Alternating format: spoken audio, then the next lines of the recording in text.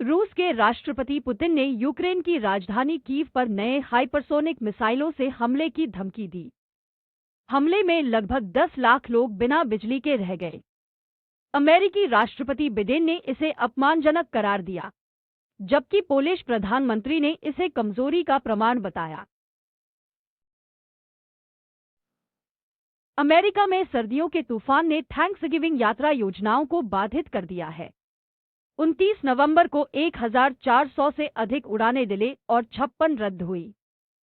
यात्रियों को सलाह दी जाती है कि वे एयरलाइन से संपर्क करें और मौसम अपडेट पर ध्यान दें। बांग्लादेश में हिंदुओं की स्थिति लगातार बिगड़ती जा रही है, खासकर सरकार के गिरने के बाद। दुर्गा पूजा के दौरान कई मंदिरों को तोड़ दिया गया। अब अल्पसंख्यक सड़कों पर उतर आए हैं और भारत सरकार से उनकी सुरक्षा की मांग की जा रही है। बांग्लादेश की सरकार ने इस्कॉन और हिंदू समुदाय के विरोध के बाद चिन्मय कृष्ण दास को वैष्णव रसोइये द्वारा खाना मुहैया कराने की अनुमति दे दी है। उनकी गिरफ्तारी के बाद से हिंसा और विरोध प्रदर्शन बढ़ गए हैं और भारत सरकार से कार्रवाई की अपील की जा रही है। ऑस्ट्रेलियाई सांसदों ने 16 वर्ष से कम आयु के बच्चों के लिए सोशल मीडिया पर प्रतिबंध लगाने का कानून पारित किया है। कंपनियों को नियमों के उल्लंघन पर बड़ा जुर्माना भुगतना पड़ सकता है। विशेषज्ञ चिंतित है कि यह कानून प्रभावी ढंग से लागू नहीं किया जाएगा। एक महिला ने खुलासा किया है कि उसने अपने भाई के साथ रोमांस शुरू किया, जो उसके भाई के 18वें जन्मदिन पर हुआ। उसने कहा कि इस रिश्ते से वह शर्मिंदा है, लेकिन अब वह अपने भाई के बिना रह नहीं सकती।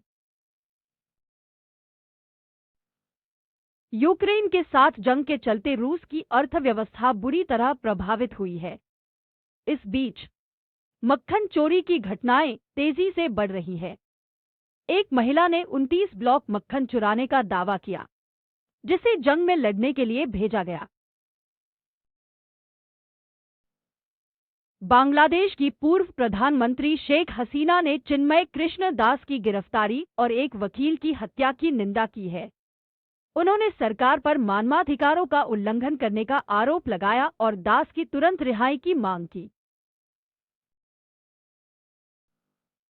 बांग्लादेश में हिंदू और अन्य धार्मिक अल्पसंख्यकों की स्थिति चिंताजनक हो गई है। पूर्व विदेश मंत्री हसन महमूद ने पाकिस्तान के दखल का आरोप लगाया है। उन्होंने कहा कि उग्रवादी हमलों ने धार्मिक असहिष्णुता को बढ़ावा दिया है, जिससे असुरक्षा का माहौल बन रहा है। बांग्लादेश की अंतरिम सरकार हिंदू संत चिन्मय कृष्ण दास प्रभु की गिरफ्तारी के बाद इस्कॉन मंदिरों पर प्रतिबंध लगाने पर विचार कर रही है।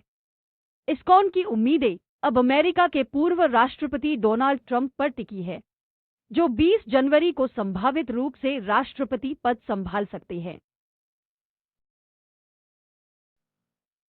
पश्चिमी देशों ने रूस को चेतावनी दी है कि यदि उनकी तोड़फोड़ गतिविधियां जारी रहीं, तो नाटो अनुच्छेद 5 लागू कर सकता है। जर्मनी के खुफिया प्रमुख के अनुसार रूस की सैन्य क्षमता में वृद्धि तीसरे विश्व युद्ध की आशंका को बढ़ा रही है। अमेरिका के पेन स्टेट यूनिवर्सिटी के वैज्ञानिकों ने एलियंस के बीच बातचीत सुनने का एक नया तरीका विकसित किया है। यह विधि एक्सोप्लैनेट के बीच गुप्त काल में रेडियो सिग्नल पकड़ने पर आधारित है।